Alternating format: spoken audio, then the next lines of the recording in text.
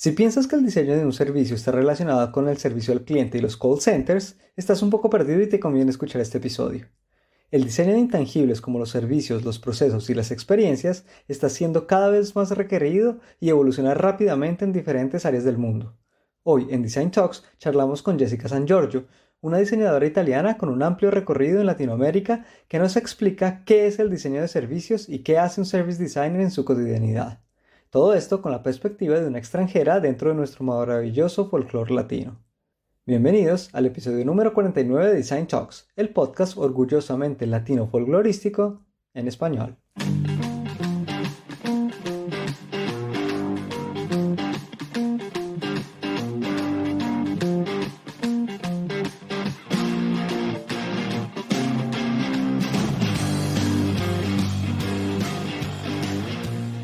Hola a todos los diseñadores que nos escuchan, yo soy Andrés Calvache y a mi lado está Santiago Pinzón. Bienvenidos a Design Talks, el podcast que habla sobre diseño en español. Si es la primera vez que nos escuchan, suscríbanse a nuestros canales, a Spotify, si están en Spotify o a cualquiera de las plataformas que tenemos. Y bienvenidos una vez más a un nuevo episodio de este podcast. Hola Santiago. Andrés, ¿cómo estamos hoy? Bien. Afortunadamente, no me quejo. Hoy estamos en nuestro capítulo 49, o sea, estamos a punto de llegar a los 50, Andrés. ¿Qué se siente? Uy, no, los 50, importante. Ya Los estamos 50. viejos como podcast. Fuerte, sí, no, mejor dicho. Ay, no, pero hoy les tenemos una preview del episodio 50 muy buena con un episodio con una invitada extranjera. Bueno, siempre son extranjeros si no son colombianos. Para no enredarnos, es una diseñadora italiana que está trabajando en Latinoamérica. Sí, nos contó muchas cosas sobre el service design, porque hablamos de diseño de servicios en este episodio, así que ya van a ver esta entrevista. Bueno, pero antes, Andrés, vamos a entrar a nuestra tradicional sección de saludos. Primero que todo, vamos a saludar a Alba Gold, que nos hizo una cita. Nos sentimos muy contentos con esta cita. Pero ya es serio, ¿no? Cuando a uno le hacen una cita y ella publicó en un post que dice que si el diseño no habla, no funciona, ya uno ve sus palabras ahí escritas y se asusta. Totalmente, sí. Es un honor, Alba, que nos hayas citado en tu estado. Muchas gracias, un abrazo para ti. También nuestros saludos a Ale Furbis, ella es coach para creativos y nos está compartiendo y está muy activa en las redes sociales, así que un saludo para ti, Ale. Un saludo también para Sara de Agenda para Creativos. Exacto, no, de hecho que ella tiene como una sección que se llama Agencia para Creativos con las Stories y nos incluyó con nuestro último episodio en una recomendación, así que muchas gracias a Sara y también a UX Live de México, que también nos incluyeron en sus podcasts de recomendación de los podcasts a seguir y escuchar para aprender sobre UX. Así que un abrazo, muchas gracias por estar ahí pendientes y bueno, esperamos que siga siendo interesante nuestro contenido y relevante para ustedes.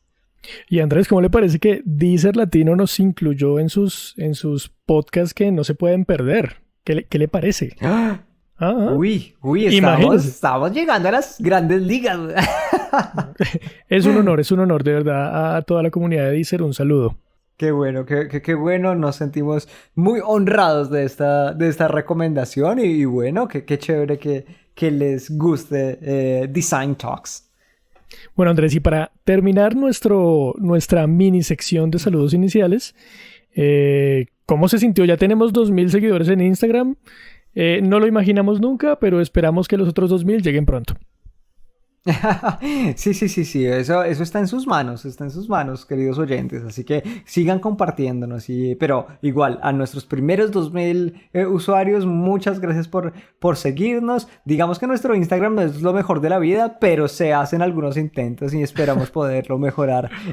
No es el mejor, pero tiene cariño y estamos ahí, Andrés y yo pendientes. El problema de ese Instagram es ese, que estamos Andrés y yo pendientes. Es cierto. Tal vez necesitamos un community manager, así que bueno, siempre las posiciones están abiertas para quien quiera ayudar, así que quien quiera hacer crecer aún más la comunidad de Design Talks, bienvenido. Bien, Andrés, entonces le damos paso a la entrevista con Jessica. Les traemos a Jessica San Giorgio. Ella es una diseñadora italiana, pero que está trabajando en Latinoamérica desde hace varios años. En especial su sede es en Colombia, así que no se pierdan esta entrevista llena de insights y cosas interesantes.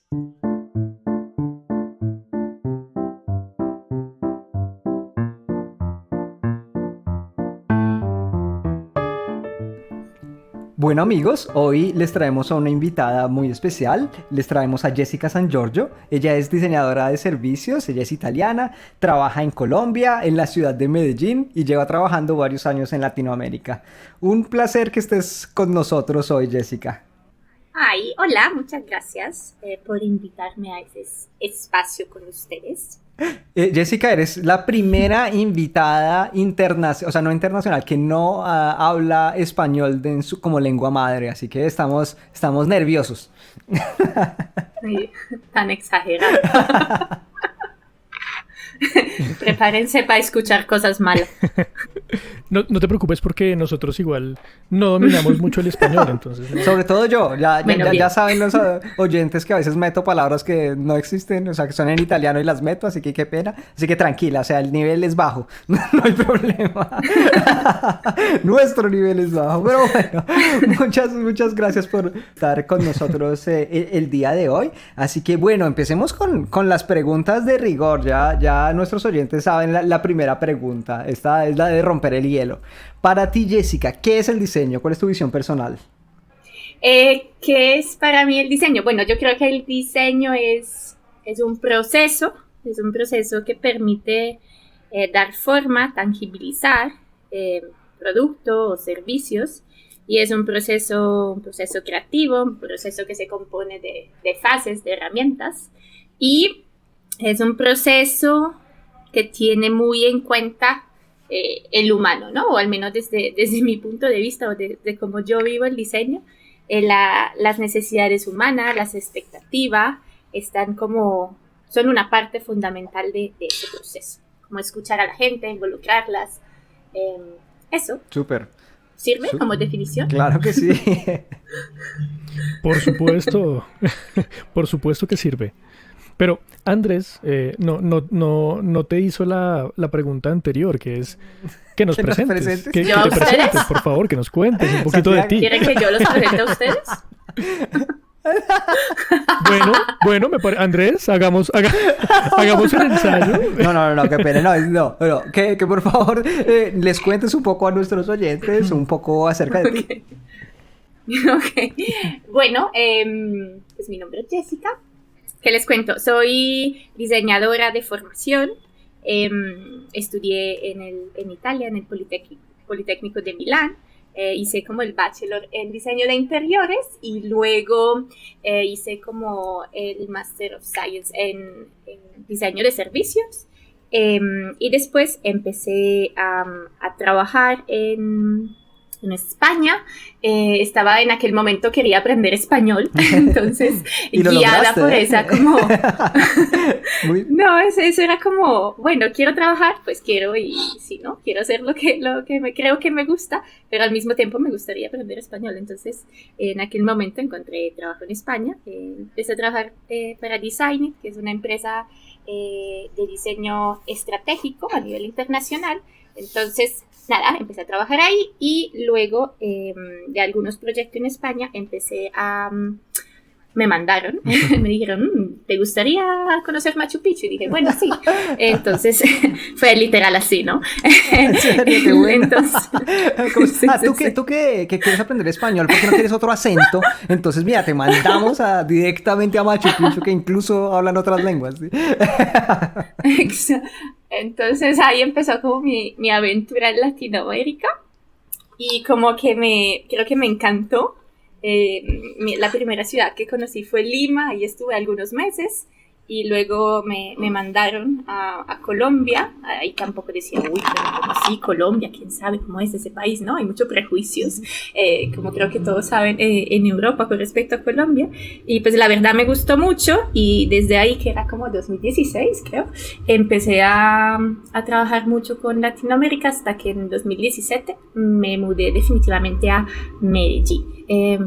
Y nada, creo que lo hice, no sé si me estoy extendiendo, usted me corta cuando quiera. No, dale. Lo hice. No, continúa. Lo hice un poco porque sentía que, no sé, con respecto a los proyectos en España, sentía que los proyectos de Latinoamérica como que eran más profundo, tocaban una parte como una capa menos superficial como del diseño o de los servicios, ¿no? Creo que aquí hay como mucha oportunidad para crear servicios casi desde cero, o intervenir como en la mejora de algunas empresas, mientras que lo que veía como allá era como más esa capa más de pronto de mejora de la interacción o de la página web o de la aplicación. De pronto es lo que yo he visto y no es la realidad, ¿no? Pero como me apetecía mucho esas oportunidades que habían aquí. Ya, he terminado con mi presentación. Qué bueno que te llevaste, al parecer, una buena impresión de nuestro país, pues ya que estás viviendo ahí, qué bueno, eso nos alegra muchísimo. Es cierto que hay algunos prejuicios sobre nuestro país, y que se está intentando, creo que todos los que estamos fuera intentamos cambiar, ¿no? Un poco esa percepción, así que personalmente me hace muy feliz que hayas descubierto nuestro hermoso país, y de hecho Latinoamérica en general, porque a la final viviste en algunos otros sitios. Sí. Estuve también trabajando en México un tiempito bastante largo, y también estuve en El Salvador, conocí a Miami, que no es Latinoamérica, pero sí descubrí que hay muchos, latinos ahí. Claro. Sí, y yo también hago eso, ¿no? Cuando vuelvo a Italia y amigos y mis padres vinieron como a visitarme, pues intento romper como ese prejuicio, y ellos también como que estuvieron aquí se llevaron como una grata sorpresa, ¿no? De lo que es y de cómo se vive, y sobre todo de la gente, ¿no? La gente, sobre todo, no sé, en Medellín es como muy amable, sí, muy abiertas, que no es propiamente así como creo en Europa, ¿no? Pero pero ok, no lo digamos muy duro. Bueno, mira, y cuéntanos un poco de estos... estas diferencias, ¿cierto? Esto es un poco el shock cultural que tuviste, si es que lo tuviste, ¿no? Cuando llegaste a trabajar en Latinoamérica, en comparación a tu formación y a tu vida en Europa. Ok. Bueno, una de las cosas que, no sé si es shock cultural, ¿no? Pero una de las cosas que me impresionó al principio es como el caos, ¿no? Yo al día 2 de llegar a Latinoamérica fui al centro de la ciudad, y fue como esa ciudad viva, ese desorden, eso es algo como que se me quedó en mis primeros recuerdos. Pero, a ver, ¿qué más le cuento?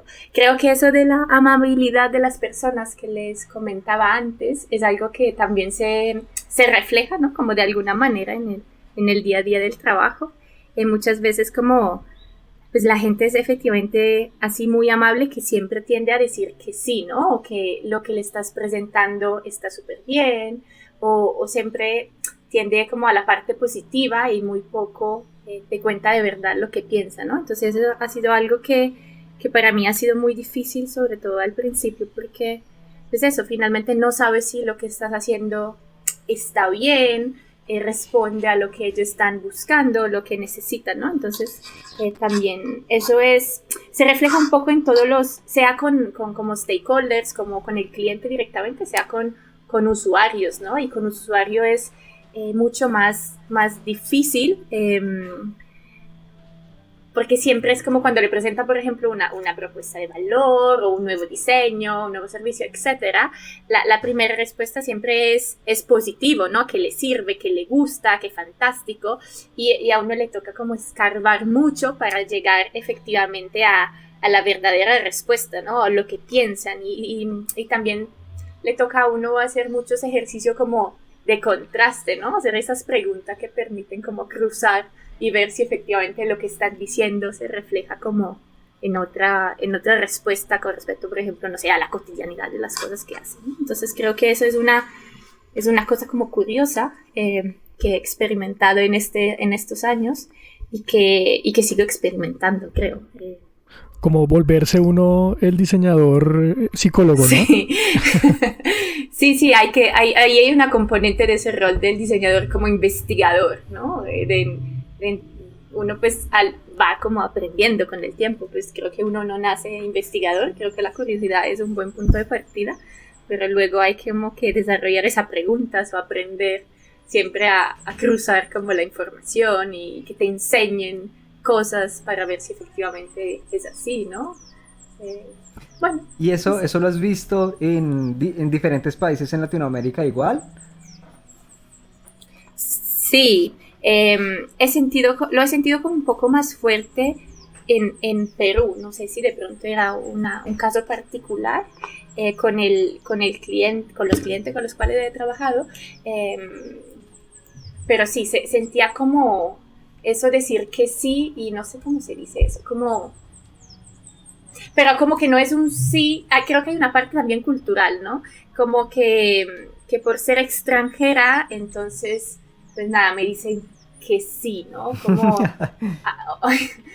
hay otra cosa que creo que no es propiamente bonita, de hecho creo que es un poco fea, que es un poco fea, le estaba diciendo que eso, no sé, como ese privilegio, ¿no? Ese hecho de ser como europeo, a veces depende de los casos, ¿no? Pero en algunos casos, en los contextos en los cuales he trabajado, como se ve la diferencia de cómo escuchan, por ejemplo, a algunos compañeros españoles con respecto a otros como compañeros colombianos, ¿no? O la fadiga que tienen que hacer como, sí, algunos compañeros aquí locales para como contar las cosas y hacer que le crean, mientras que como el español o el europeo tiene esa cosa que lo que va a decir sí es verdad, ¿no? Y no sé si es bien contar esas cosas, pero siento que ocurre y no es algo que me gusta en particular. Yo creo que eso es un tema de muy característico nuestro,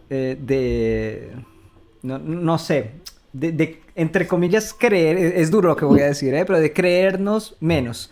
¿Cierto? Entonces como de pensar que el extranjero, por el hecho de ser extranjero, por el hecho simplemente de haber nacido en otra nación, tiene una validez un poco más alta de la que nosotros tenemos. Entonces como que nosotros somos más chiquitos y yo escucho a esta persona que tiene más credibilidad, ¿cierto? Es una cosa que también yo noté cuando llegué, cuando me moví a Italia, pero lo noté con un matiz diferente, ¿cierto? Y es que yo siento que en Colombia muchas veces como que no creemos que las cosas pueden pasar, ¿cierto? O que no creemos que nosotros podemos hacer que las cosas pasen.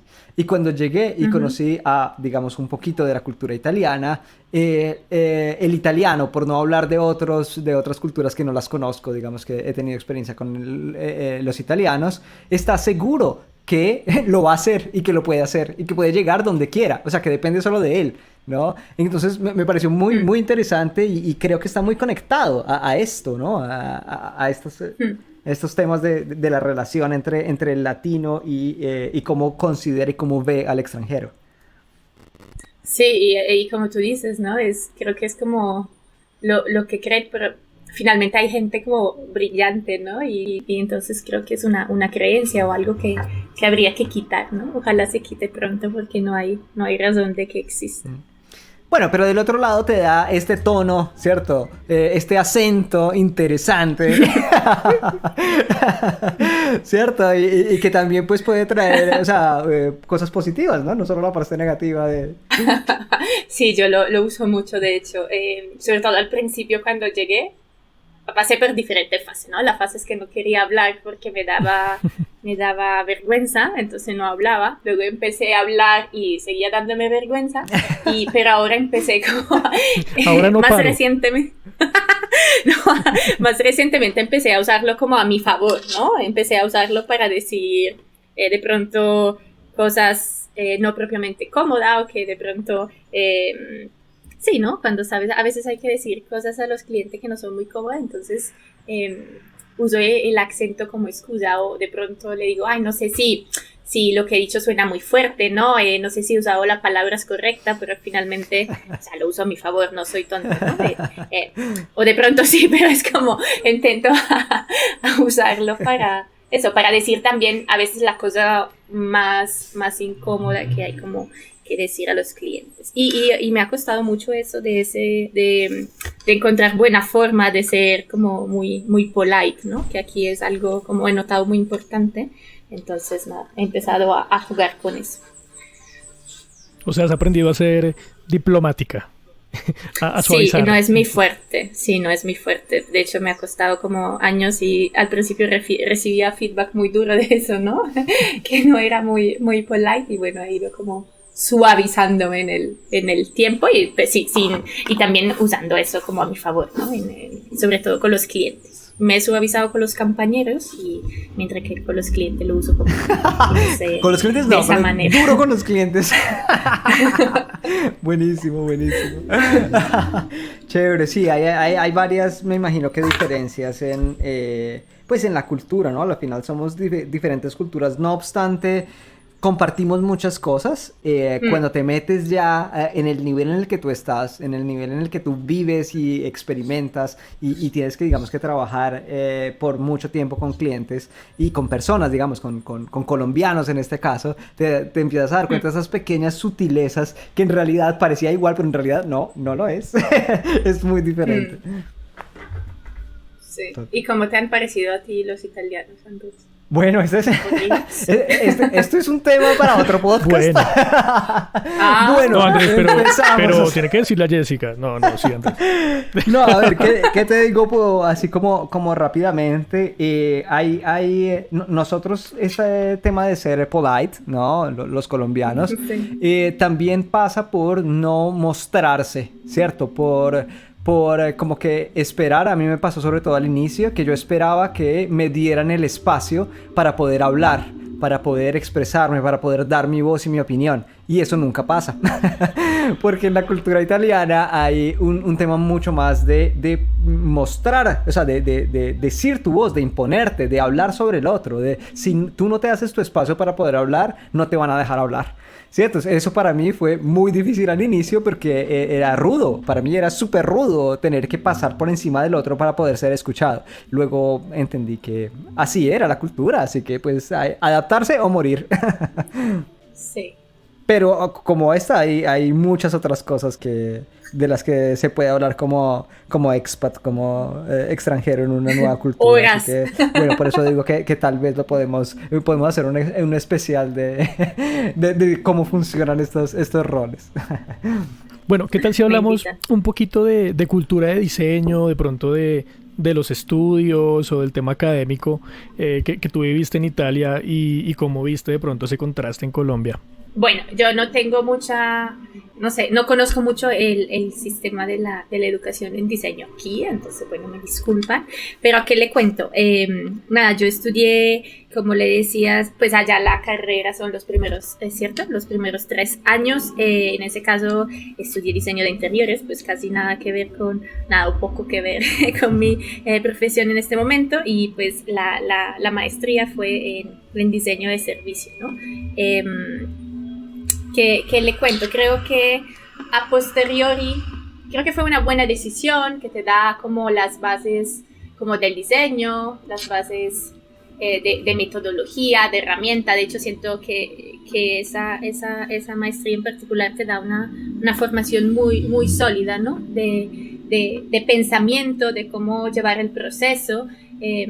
Eso me he dado cuenta un poco por comparación con mis compañeros, ¿no? Que me decían, uy, pero estás como muy estructurada, ¿no? Y siempre como que intento a llevar los proyectos al proceso, al cómo debería ser, a usar como las herramientas más adecuadas. Entonces creo que eso es algo positivo y creo que algo como no negativo, como algo que creo que desde que yo lo experimenté, creo que ha mejorado si no me equivoco, pero creo que el diseño de servicio tiene una parte de gestión de gente, de gestión de cliente, tiene una componente como de números, ¿no? Que no me enseñaron, ¿no? En la maestría. Entonces eso siento que es como algo que se hubiera podido como mejorar.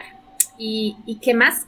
Y otra cosa que siento pues sí, que creo de la maestría que hice, es que muchas veces siento que son muy académicos, ¿no? Entonces las personas te enseñan desde un punto de vista bastante teórico y siento que están bastante alejados de lo que significa ser un diseñador de servicio en el día a día. En la práctica, en la calle. Sí, exacto, ¿no? De hecho fui también a una conferencia hace un año, pues no me acuerdo, en Milán, el CERDES, y claro, uno escuchaba esos papers, y decía, uy, pero eso no es nada nuevo, ¿no? Eso es como algo que ya llevamos haciendo mucho en la práctica. Entonces, no sé, creo que sería chévere tener esa componente más cercana al día a día, de qué significa efectivamente luego ser diseñador de servicio en la vida real, fuera de la academia. Y mira que parece una problemática como endémica casi que en todos lados, ¿no? Como esta desconexión de la academia y de la teoría con la práctica. Sí, pues no sé, puede ser, ¿no? Lo que le iba a contar, Designit hace algunos años hizo aquí como un diplomado de diseño centrado como en el usuario, en innovación, y me parecía chévere como la forma, porque finalmente quien daba clase era nosotros, ¿no? Quien todos los días estábamos en los proyectos con los clientes. Entonces creo que pues le daban a los estudiantes proyectos de verdad, de clientes de verdad como aquí locales, y quien acompañaba en ese proceso con formación y también como coaching, que éramos nosotros que vivíamos como los proyectos en nuestro día a día, ¿no? Entonces eso creo que es una combinación interesante, ¿no? Como la práctica, el ver cómo es. Teoría con práctica aplicada. Chévere, muy interesante. Jessica, antes de cerrar este segmento, te quiero hacer una última pregunta tú tienes un background inicial en diseño de interiores y luego hiciste diseño de servicios. ¿Tú cómo ves esa relación? O sea, ¿tú crees que el hecho de haber estudiado y ser una diseñadora de servicios, la parte de diseñadora, ¿cierto? La tomaste también del diseño de interiores? O sea, ¿ves esos puntos de conexión entre uno y en lo otro, más allá de que al final, digamos, los outputs son diferentes? Sí, perdón, hay unos mariachis aquí abajo de mi casa. ¿Sí? Qué bueno que nos... Al contrario, un poco de volumen. Precisamente. O sea, se están acercando, entonces va a aumentar el sonido dentro de poco. Pero creo que las bases, los fundamentos, ¿no? El hecho de ese proceso metodológico, de ese rigor de la metodología, creo que lo llevo desde ahí, ¿no? Desde esa formación de 3 años como en diseño de interiores. Creo que ahí, o sea, lo que a mí no me gustaba mucho era que la componente estética era también una parte muy importante y predominante de ese sector, ¿cierto? Estaba la funcionalidad, la estética, mientras que siento que como el diseño de servicio tiene... Pues, o sea, tiene una estética diferente, ¿no? O sea, no es la estética a la que estamos acostumbrados, digamos, ¿no?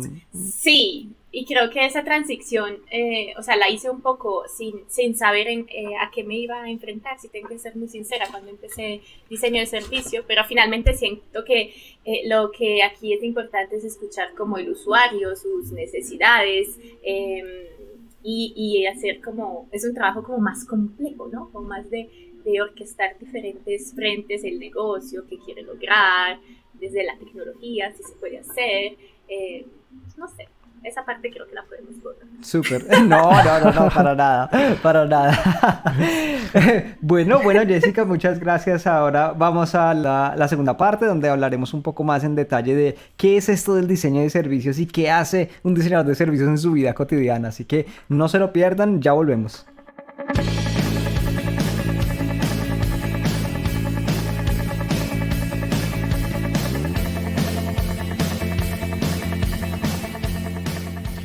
Bueno, Andrés, y seguimos en nuestra charla con Jessica, hablando de diseño de servicios y un poco de este contraste que ella tiene al trabajar en esta sociedad. Entonces, ¿qué tal si continuamos hablando sobre el diseño de servicios como tal, sobre qué es, sobre qué hace, sobre cuáles son los roles que tiene un diseñador ahí? Ok, bueno, entonces, ¿qué es el diseño de servicio? Preguntas fáciles, ¿cierto? O sea, nosotros solo preguntas fáciles. ¿Qué es el diseño de servicios?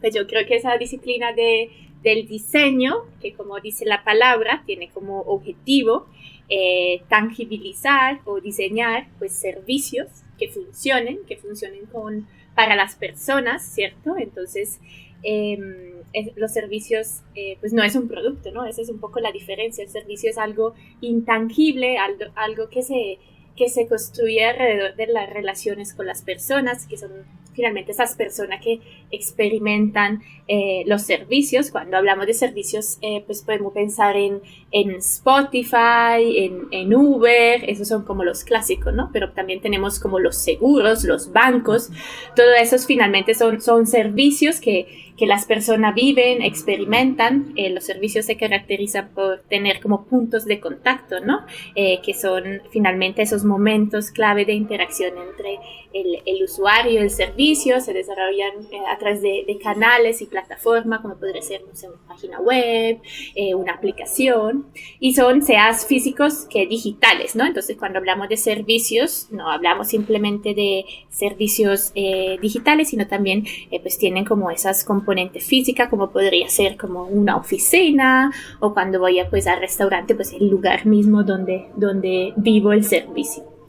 Ese es chévere, ¿no? El ejemplo para explicar el diseño de servicios con el restaurante a mí siempre me gusta mucho porque imagínense que nosotros vamos a un restaurante no solo para comer comida, ¿cierto? O sea, para un plato especial, sino vamos para que todo lo que esté alrededor de ese plato de comida funcione. O sea, nosotros podríamos o cocinar en la casa o podríamos incluso pedir un domicilio.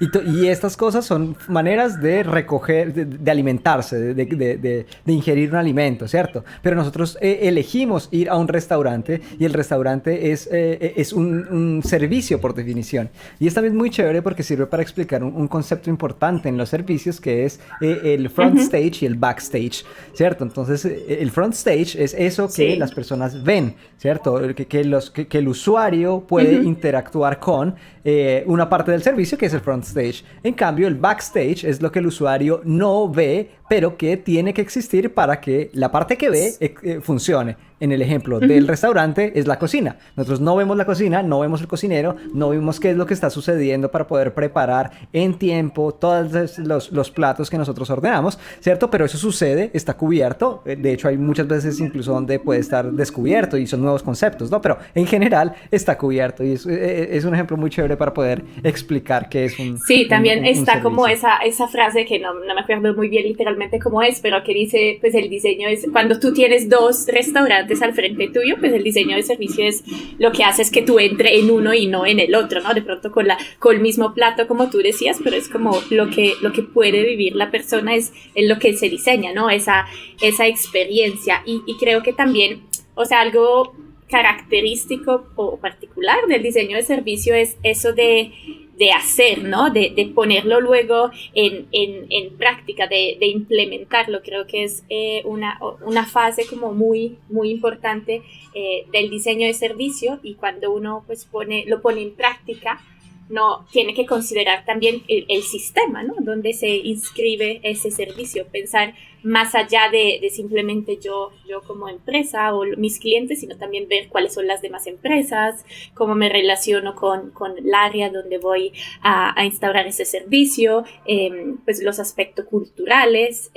Entonces, una de las cosas que se hace en los proyectos de diseño de servicio justamente al principio es eso, ¿no? Entender cómo el sistema, ese mapeo del ecosistema, del sistema donde se va a empezar a como diseñar y dar forma al nuevo servicio.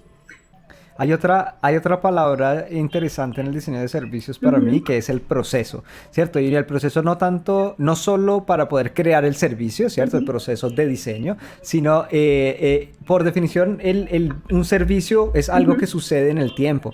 Entonces uno lo que hace es diseñar un proceso.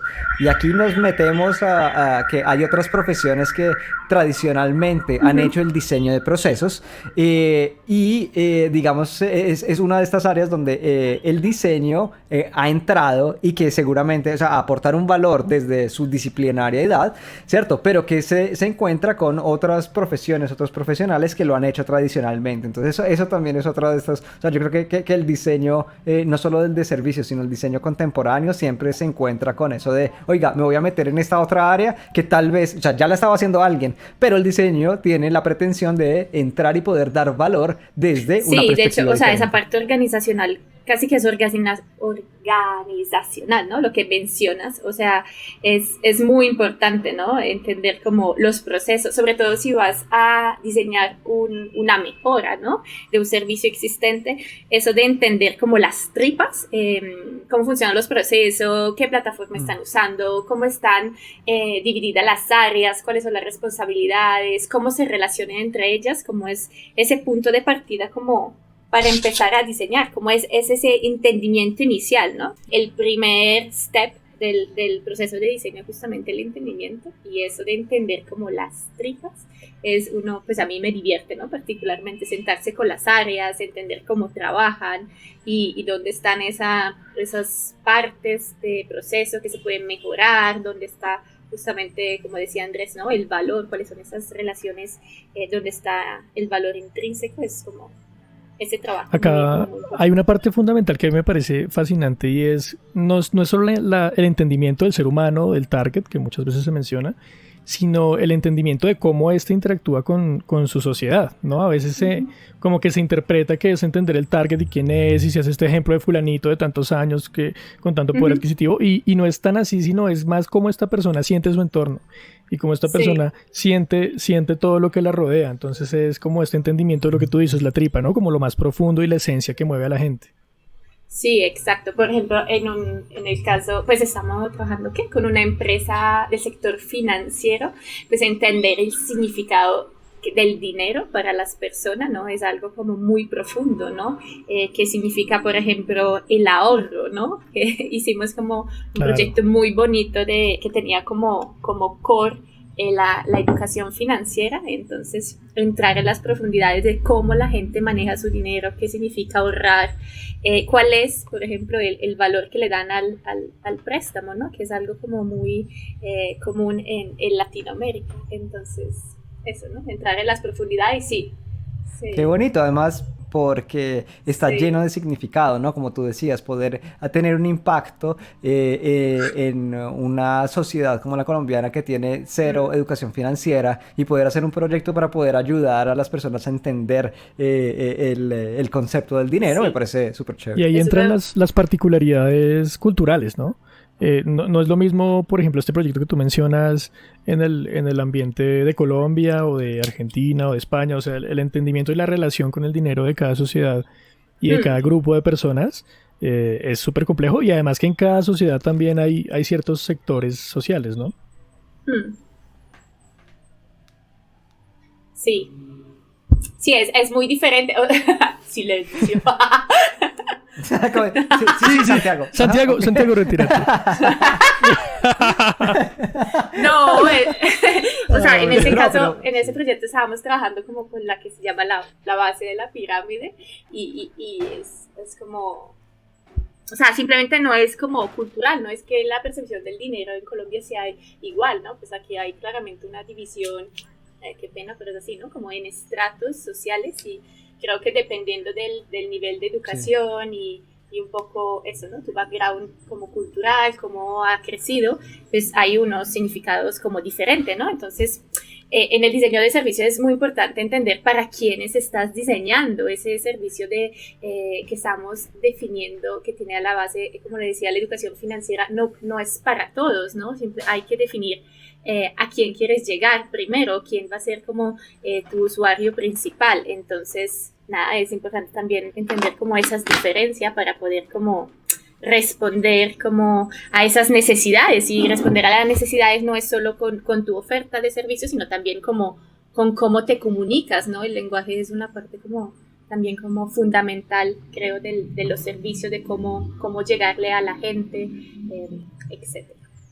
Y sumado a eso, además de ser una experiencia funcional, tener una experiencia que ofrezca un valor agregado, ¿no? O sea, como ir un poco más allá de que sea efectivo todo este proceso, sino que además deje como una impresión amable, una impresión divertida. Bueno, allá entramos un poco a cómo dialogan las marcas o los clientes, pero también sumarle todos estos valores que se necesitan en diferentes organizaciones. Sí. Sí, sobre todo eso ocurre como en la parte... Es un rol complejo, ¿no? Eso siento. Siento que el diseñador de servicios es un poco ese orquestador, ¿no? Entre los diferentes frentes que se necesitan para implementar el servicio. No sé si es un punto de vista muy egocéntrico, y puede serlo, pero finalmente hay una parte como de eso, ¿no? De construcción de la experiencia, y en esa experiencia están como la componente visual, está la componente, como tú decías, del lenguaje, y luego sí hay esa parte, como esa relación como con tecnología, ¿no? De cómo habilito esa experiencia que quiero entregar al usuario, ¿no? Cuando uno implementa, siempre llegas a esas conversaciones no muy cómodas, ¿no? Con el área de tecnología, los desarrolladores que intentan como acortar tu experiencia y hacerla como... hacerla como ellos, como para ellos quiero más fácil a veces. Quiero que esto ¿no? levite, señor. ¿Cómo le hago? Quiero que levite. No. Pero esa es el request del diseñador. En cambio, el programador, el desarrollador va a decir, IT va a decir, no, esta cosa ni siquiera se mueve. Esta cosa está anclada al pavimento. Es más o menos así la metáfora. Pero creo que eso es como, por eso es importante trabajar juntos, ¿no? Creo que lo que nosotros hacemos en mucho caso es desde el principio, desde cuando el concept está más o menos definido, pues empezar a involucrar las diferentes áreas es como muy importante, ¿no? No solo tecnología, legal es otra área súper fundamental en implementación, porque puede hacer decaer muchas cosas, ¿no? Sí. Entonces, trabajar juntos desde el principio para poder iterar o refinar como la experiencia juntos es fundamental, es muy recomendable. Claro, entender límites, alcances, entender posibilidades de innovación, de pronto puntos de contacto donde más podamos hacer énfasis. Fundamental. Y ponerlos en esa postura de construir, ¿no? Porque creo que hay un tema como de mentalidad que hay que trabajar a veces, ¿no? Con los clientes, muchas veces nosotros hemos como acompañamos el proceso como tal de diseño con la formación para entenderle para qué hacemos las cosas, qué significa iterar, qué significa como divergente, convergente, escuchar al usuario, etcétera. Entonces, creo que es importante como sumar las áreas desde el principio para poder ir trabajando con ella y hacer que ellos se vuelvan como habilitadores, ¿no? Porque si no, en el momento que tú le llegas con el paquetito a desarrollo al final, pues dicen, no, pues eso yo no lo puedo hacer, ¿quién hizo eso? Pues ¿quién definió eso? ¿No? Mientras que si tú los involucras del principio, pues ellos mismos son como los protagonistas, quién lo han definido y quién lo ha hecho, y luego es más fácil como, sí, llevarlo, ¿no? Y que ellos se empoderen y puedan como implementarlo así como es esa experiencia ideal o deseada. Que todo fluya. Ahí tocas un tema importante. Tocas un tema importante respecto a una concepción que tenemos en maneras de trabajar en donde hay personas que son súper especializadas, ¿no? Entonces yo tengo que terminar una cosa y ya la acabé y se la paso a otro que va a hacer su pedazo y se la pasa a otro que va a hacer el siguiente pedazo, ¿cierto? Y que digamos que eso genera mucho desalineamiento y mucho trabajo muchas veces, porque como tú dices, si yo integro desde el inicio diferentes stakeholders que tienen con responsabilidades dentro de un proyecto diferentes y los hago trabajar juntos, la percepción de muchos clientes es, no, eso es muy costoso porque yo cómo voy a meter a todas estas personas a trabajar juntos, eso me sale, es demasiado costoso, necesito más bien que quien es especializado haga su trabajo y luego lo metemos todo junto. Y esa es una de esas cosas que no funciona en nuestras metodologías, ¿no? Sí, exacto, o sea, lo de romper silos, ¿no? Es otra cosa como importante, ¿no? Meter las personas desde el principio y meter áreas que no suelen trabajar juntas, ¿no? Cuando entras en las organizaciones, en particular las grandes corporaciones, las áreas están como todavía muy divididas, no se comunican entre ellos, ¿no? Entonces, también eso es como muy importante, que trabajen desde el principio en el proceso, pero también que trabajen juntas, ¿no? En incorporar esos diferentes puntos de vista y nada, aprovecharlo, crear también cosas que sirven como desde los procesos para las diferentes áreas. Muchas veces es un costo mucho más alto, claro. No solo en términos de dinero, sino de tiempo, que solo un pequeño grupo arranque y le entregue al siguiente grupo y lo que tú decías antes, como te digan, no, esto no se puede, ¿no? Entonces muchas veces esos retrocesos terminan siendo a la larga mucho más caros. Sí, exacto. O sea, lo que parece una inversión como más grande finalmente no lo es, ¿no? Porque como tú dices, evita como esos reprocesos, volver a convencer a las personas, porque también es como cuando te llega algo ya hecho, tú dices, no, pero eso seguro para nosotros no funciona, yo no lo definí, entonces ¿para qué tengo que hacerlo? Jessica, esto nos ayuda a hablar del tema de los roles que puede tener un diseñador de servicios, ¿cierto? Porque tenemos varias formas en las que podemos trabajar o diferentes roles que podemos tener dentro de un proyecto. Sí, es cierto, como hay como diferentes roles un poco dependiendo también aunque de las fases, ¿no? Entonces, en la primera fase de entendimiento, pues hay un rol hacia la investigación, lo que hablamos antes es entendimiento profundo del usuario, del sistema, pero también hay ese entendimiento de la organización, ¿no? O sea, entender el punto de vista de los stakeholders, del cliente, de sus áreas, es fundamental para también alinear como expectativas. Y es un entendimiento que también algo muy importante hacer al principio es entender qué están haciendo, ¿no? Hacia dónde se quieren dirigir, cuáles son los proyectos en curso. Esa parte de investigación no es solo con usuarios, también tiene esa parte como de cliente.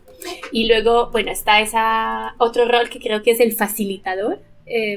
A lo largo de todo el proceso se facilita mucho la conversación, como les decía antes, ¿no? Entre las áreas, entre las diferentes, sobre todo, áreas del cliente, se facilitan muchos ejercicios, sea para alinearlas, sea también para construir y co-crear juntos.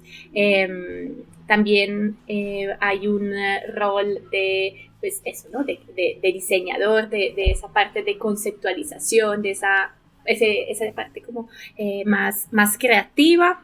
¿Qué más hay? Después del investigador, creo que, bueno, hace parte de la investigación, ¿no? El hecho de dar sentido a lo que uno encuentra, dar sentido a lo que uno escucha, ¿no? Esos insights o esos hallazgos de investigación, también ahí, pues el diseñador de servicio como tiene un rol importante, ¿no? Porque se trata como de escucharlo y luego darle una forma, entender cómo crear algo relevante con base en esos aprendizajes. ¿Qué más? Creo que hay un rol de storyteller, que claramente no es el mío, ¿no?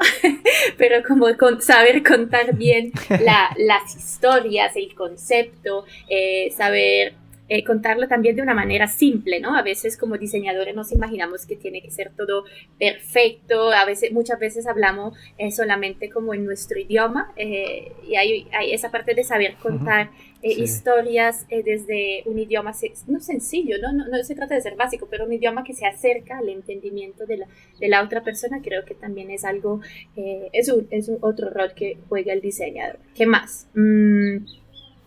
Sigo. También hacemos domicilios y...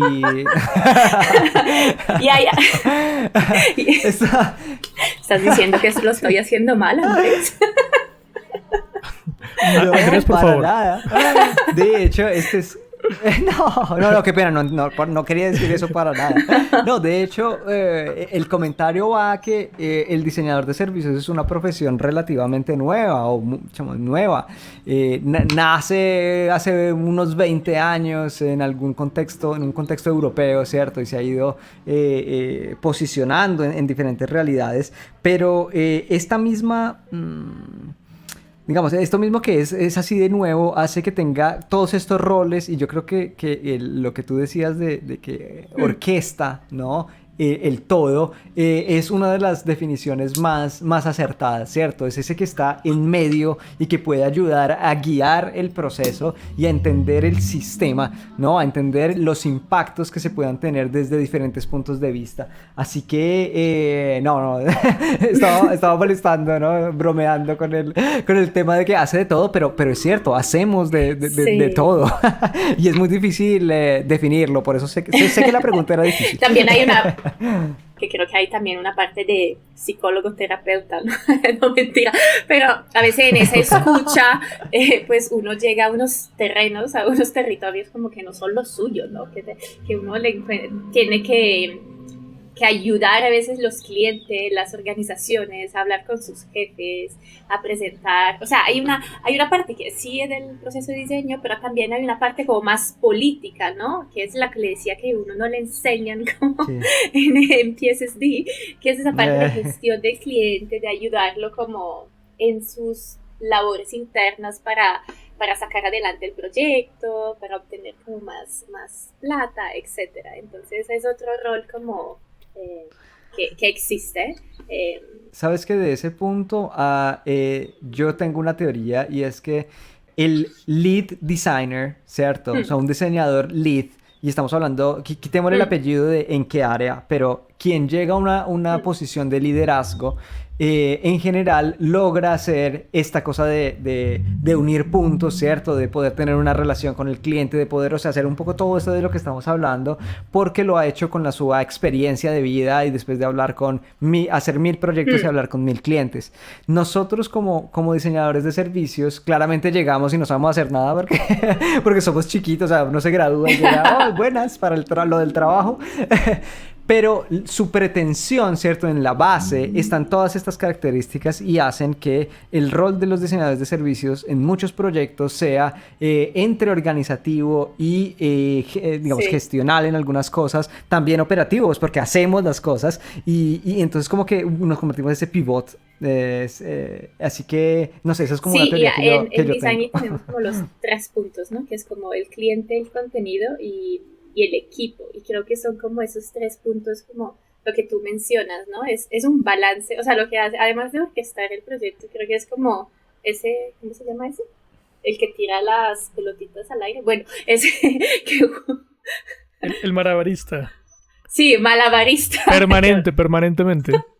Que es entre eso, o sea, tengo que hacerlo bien con el cliente, tener esa buena relación, ¿no? También con el equipo, ese liderazgo del equipo para que esté como contento, comprometido, cómodo, que saque bien adelante el proyecto. Y luego también está esa parte del contenido, ¿no? Hacer que también salga bien lo que uno está, como, por así decirlo, produciendo, creando.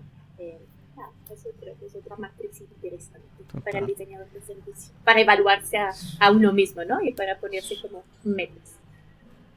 Chévere, súper interesante el framework, súper interesante.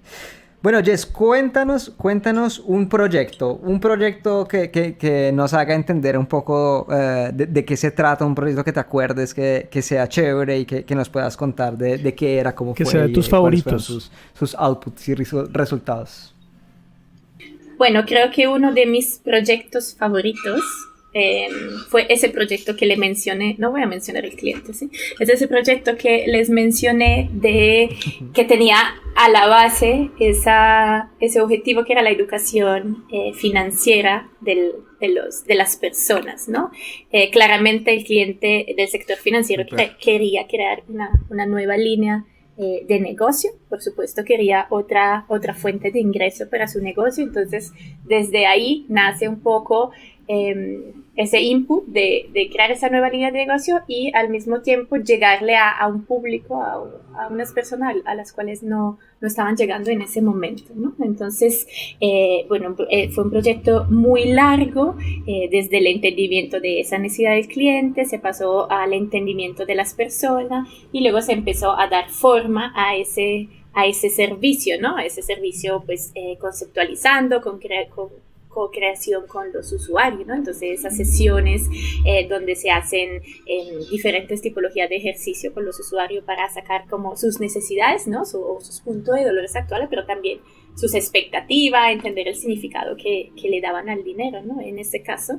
Y desde ahí, pues hay una herramienta como mágica en el diseño de servicio que es el Journey, el Customer Journey Map. Entonces, es una herramienta que nos ayuda a dar forma, ¿no? A esa experiencia, a ese concepto que hemos definido. Entonces, bueno, se pasó desde los journeys, luego se hicieron los diferentes flujos hasta el diseño de las diferentes pantallas, y pues fue un proyecto muy, muy, muy bonito para mí porque, bueno, yo entré en la parte que ya estaba conceptualizado y estuve muy en la parte de la implementación, ¿no? Que siento que un diseñador de servicio no suele estar. Entonces, es ese momento cuando lanzas el servicio, o sea, lo preparas al lanzamiento, haces ese piloto para ver que todo funcione.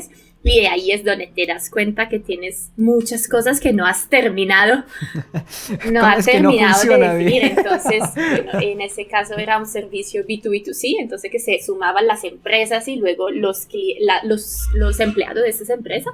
Entonces, yo como diseñadora de servicio estuve sentada con la empresa en el onboarding, para ver si funcionaba el onboarding, para ver si podía registrar fácilmente todos sus empleados, porque claro, tú haces las sesiones de validaciones antes, ¿no? Y un poco siempre sale que todo va bien, pero como no está todavía implementado, o sea, como que uno no se da cuenta de las no es real todavía. Todo funciona. Mientras que ahí veíamos todos los errores que había, sea de texto, sea de interacciones, y bueno, fue un trabajo de verdad muy interesante y llegué hasta a escribir como script para el servicio al cliente, script para los correos que enviaba el servicio al cliente. Entonces, como que, nada, creo que fue uno de los proyectos que más me gustó porque sí, end-to-end, y ahí como en el caos de la implementación de verdad, ¿no? No es solo el pilotico chiquito para ver si funciona, sino que no, es como lanzado, se tienen que sumar empresas, cómo hacemos, las acompañamos, etc. Ese es uno de mis favoritos, sí. ¡Qué chévere! Qué interesante porque creo que muchas veces nosotros hacemos los conceptos, como tú dices, ¿no? Y luego la implementación hace que, digamos, como que pasamos la bola a alguien más, ¿no? Alguien más tiene que hacerlo y pues bueno, si te llega, por ejemplo, a otra empresa, por ejemplo, yo trabajo en consultoría y puede suceder que alguien haga el diseño del servicio y luego nosotros lo tengamos que implementar. Entonces tú dices, ¡ay, no! Esto estuvo mal diseñado, ¿cierto? Esto no consideraron esto. Y cuando, por ejemplo, una empresa tiene que hacer end-to-end, entonces hace el proyecto y luego lo implementa, dice, ok, no es tanto de ser buenos o malos, ¿cierto? Porque a la final el ejercicio del diseño y del diseñador es esa propuesta después de interpretar y entender el concepto, y eso quiere decir que es siendo una interpretación y una propuesta desde el humano, hace que tengamos puntos de vista y formas diferentes de hacer las cosas. Entonces, pues para mí es normal que el proyecto sea diferente si no lo hice yo, pues claramente, yo lo habría hecho de una manera diferente, pero que nos damos cuenta que tienen huecos, o sea, y que es muy difícil contemplar el 100% de las posibilidades, pues porque es que no vemos el futuro. Entonces me parece muy chévere esta experiencia que nos cuentas de poder implementar y poder iterar, ¿cierto? Y poder rehacer de los pedacitos que faltaron o que y ahí está estaban también equivocados. ese rol de orquestador que hablábamos, porque finalmente pues nosotros no somos desarrolladores, ¿no? Entonces había también la empresa de desarrollo, la empresa de marca, entonces ahí también se trata de ir trabajando y orquestando como esas otras empresas, ¿no? No solo los frentes internos como a la organización, sino también externos, y sí, esos huecos teníamos una lista de huecos que íbamos a encontrar a diarios hacíamos sesiones al final del día para ver cómo había ido con los usuarios, con las nuevas empresas que se iban montando. Bueno, muy interesante, uno de mis favoritos. Qué chévere. Súper, Bueno, súper. qué chévere. Bueno, ya entrando en nuestra recta final del capítulo, Jessica, ¿qué tal si nos cuentas así rápidamente cómo es un día para un diseñador de servicios? Digamos que te levantas, cuéntanos con qué arrancas, por ejemplo. Me ducho. No, mentira. Importante, la mayoría de veces importante. ¿Con qué arranco? A ver, voy a pensar un proyecto, al último proyecto, ¿no? Siempre trabajamos en equipo, bueno, estamos en un momento particular, ¿no? Estamos en un momento donde trabajamos desde la casa, teletrabajamos. Claro. Entonces, hemos intentado mantener un poco lo que era la normalidad anterior o como se hacía antes, ¿no? Entonces, bueno, tengo un punto de contacto como con el equipo por la mañana al principio del día. Nos organizamos sobre las labores que tenemos que hacer, vemos un poco cuál es el plan que hemos hecho, qué tenemos que hacer en el día y bueno, podemos trabajar sea en equipo o sea en tareas como más individuales, ¿no? Depende un poco, creo, del momento del proyecto. ¿Qué más le cuento? Nada. Es que no sé muy bien qué contarle, no sé si es muy interesante lo que le voy a contar. Claro que sí. Es que es difícil, ¿no? Es difícil porque haciendo tantas cosas diferentes quiere decir que un día tipo es difícil, porque hay digamos, si hablamos de días. investigación de usuario, un día tipo podría ser antes del día en que nos encontramos con los usuarios, pues tenemos que crear todas las herramientas, los protocolos para poder hacer las entrevistas o las observaciones en campo si fuera el caso, o los focus group, depende de lo que nosotros hayamos elegido y estructurado para esa fase de investigación. Entonces hay toda una parte de preparación. Luego, si estamos hablando del día, entonces nos vamos a encontrar con las personas en su sitio de trabajo o en una location, como se dice, un lugar especial para poder hacer test, o puede ser que lo hagamos virtualmente, ¿no? Entonces es como para darles, por ejemplo, aquí les conté un mínimo de la parte de investigación de usuarios, ¿cierto? Luego hay que coger esos resultados y analizarlos para encontrar los hallazgos y los insights de los que nos hablaba Jessica. Así que, bueno, por ejemplo, ahí conté algo de la parte de investigador. ¿Quieres seguir tú, Andrés? Broma. No, a ver, Andrés. Cuéntanos otro, tú. Aquí, la invitada soy yo. Así que, sí.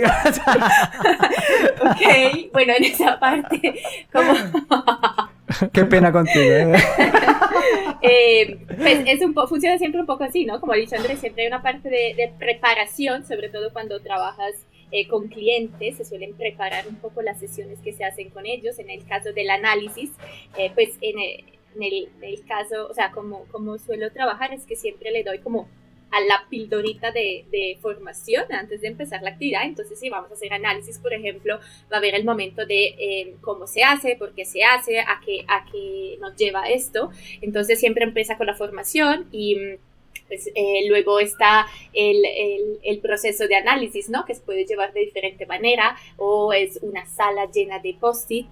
Se suele definir una estructura previa al análisis que se debería haber definido antes de empezar con las actividades de investigaciones con los usuarios. Entonces, con base en una estructura, una matriz de análisis, se van hilando los diferentes hechos que se encuentran, se dan forma a algunos retos a partir de esos hechos, y luego pues hay una actividad más de ideación a partir de esos retos, de esos aprendizajes que se tienen de la investigación. Y esa actividad de ideación se suele hacer sea con los stakeholders, las personas del cliente, de la organización. También se suele hacer con usuarios. Entonces eso se sale otra vez a campo a hacer actividades, por ejemplo, de co-creación con los usuarios, pero también la hacemos nosotras internamente, ¿no? Siempre es bueno también tener un momento interno como equipo de diseño para dar forma a las ideas y para tener en cuenta otro tipo de cosas, ¿no? Son momentos donde de pronto vemos un poco los trends o vamos a ver casos parecidos, ¿no? por así decirlo, pues nos inspiramos, ¿no? Para dar forma a algo más interesante y más allá de lo que hemos escuchado o visto con los demás target. ¿Qué más? Luego hay como, desde ese concepto al cual se le da forma, se suelen hacer también unos paneles o unos artefactos visuales que permiten contar la idea, ¿sí? Y esos paneles, ahí hay como el importante rol de los diseñadores como visuales. No sé, por ejemplo, yo como diseñadora de servicio, pues puedo ayudar a darle forma, a definir cuál es como el contenido que tiene que ir en ese artefacto visual, y luego están justamente los diseñadores visuales que nos ayudan a darle forma. También tenemos, en ese momento del proceso al cual he llegado, tenemos talleres, ¿cierto?, con los clientes. Entonces, en el momento que conceptualizamos, se suelen conceptualizar más conceptos, vaya la redundancia, para presentarlos al comité estratégico de las organizaciones, para que ellos puedan decidir, ¿no? Puedan definir la ruta, cuál de esas opciones es más relevante para ellos. Se suelen hacer como algunos ejercicios, como podría ser una matriz atractivo-esfuerzo, y desde esa decisión de la idea, del concepto, pues cuando ellos están de acuerdo con esa visión hacia dónde se quieren llegar, pues hay un momento que nos reunimos como equipo de diseño para empezar a darle forma, ¿no? Ahí donde empezamos a hacer esos grandes mapas que son los journeys, como les comentaba antes. Me interrumpen si quieren interrumpirme, siento que estoy hablando como un loro, una lora. No, tranquila. No, pero está súper interesante porque nos cuentas un poquito como en cada espacio, cómo es el desempeño. Entonces estamos súper atentos. Sigo, bien. Entonces le decía, esos grandes mapas son mapas que nos ayudan a bajar la idea, ¿no? Cómo va a ser el paso a paso de los diferentes, de esa experiencia, de cómo lo vive el usuario, desde una parte como más de cuáles son esos momentos principales del servicio, hasta bajar un poco más al paso a paso más chiquito de la interacción. Y lo interesante de esos mapas es que tienen en cuenta el antes, durante y después de un servicio, ¿no? Entonces, en el antes está toda esa parte como de descubrimiento, cómo se entera el usuario que existe, cómo lo descubre, cómo es esa parte de onboarding, hasta el durante, que es cuando yo vivo ese servicio, lo experimento, lo uso, y el después es cuando tengo que generar esa memoria, ¿no? en la cabeza del usuario, para que vuelva, para que lo vuelva a usar, para que se genere recurrencia o para que lo pueda recomendar a otra persona. Entonces, cuando creamos esos journeys, lo que hacemos es crearlo desde el equipo, pues, de diseño, o con el equipo core del cliente, ¿no? Como le decías antes, bueno, crear un equipito con el cliente para que desde temprano se trabajen juntos. Entonces solemos hacer esas sesiones un poco entre nosotros, equipos de diseño desde la consultoría, y también junto con el equipo del cliente. Y esos journeys son unas herramientas, ¿no? Entonces son herramientas que nos permite bajar ese concepto, y luego ahí volvemos a campo con los usuarios. Entonces, cuando la experiencia está definida, está ya detallada, volvemos a ver si lo que estamos diseñando efectivamente responde a las necesidades, si efectivamente aporta valor, si es algo que se están esperando, y también nos permite como iterar, ¿no? Coger esos matices que nos comenta el usuario para hacer como mejor aún esa experiencia, refinar la experiencia que estamos diseñando. Claro. Y de ahí hay una otra herramienta que a partir del Journey se desarrolla, que es el Blueprint, ¿no? Entonces, cuando tenemos claro cuál es esa experiencia que queremos entregar, pues el Blueprint nos permite ver cuáles son todas esas acciones que se tienen que habilitar desde las diferentes áreas de la organización para poder efectivamente entregar esa experiencia al usuario. ¿Sigo? Súper. Ya, ¿no? Yo creo que nos has dado una visibilidad, o sea, yo creo que nuestros oyentes se han podido dar una idea de qué es lo que tú haces como service designer, ¿cierto? Como diseñadora de servicios. Y muchos de estos roles de los que hablábamos antes, o sea, en el día a día, ¿no? O sea, cuando nos ponemos manos a la obra, ¿qué significa, no? Yo creo que es muy interesante para nuestros oyentes, para los que les interesa esta área del diseño y no, muchas gracias. Ojalá. Bueno, y lastimosamente el tiempo es corto, así que tenemos que ir cerrando nuestro episodio. Queremos dejarles un par de, entre comillas, consejos, un par de curiosidades, ¿cierto? A nuestros oyentes acerca del diseño de servicios con nuestra famosísima sección, ¿no es cierto? Con nuestra infame sección de los sí.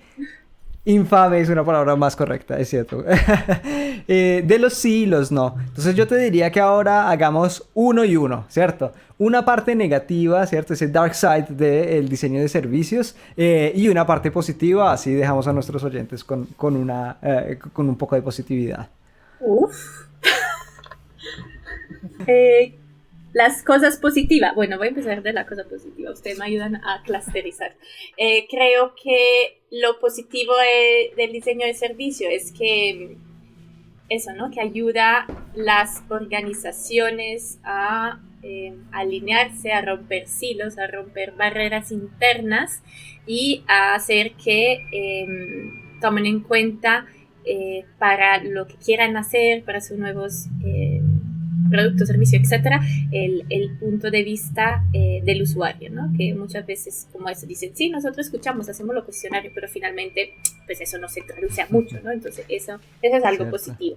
Y algo negativo, yo creo que es eso de los roles, ¿no? Que a veces tenemos que entrar en lugares donde no estamos propiamente, por así decirlo, preparados, y creo que no, como diseñadores no nos gustan los retos, pero de pronto eso sí nos falta a veces tener como algún conocimiento más específico, o de pronto no, de pronto se trata simplemente de articular aún mejor las capacidades, como desde el equipo de diseño, para que estén reflejados expertise de negocio, de tecnología, de sostenibilidad y de otros temas que de pronto carecemos, o como se diga. Sí, que nos hagan falta un poco. Es cierto, comparto completamente.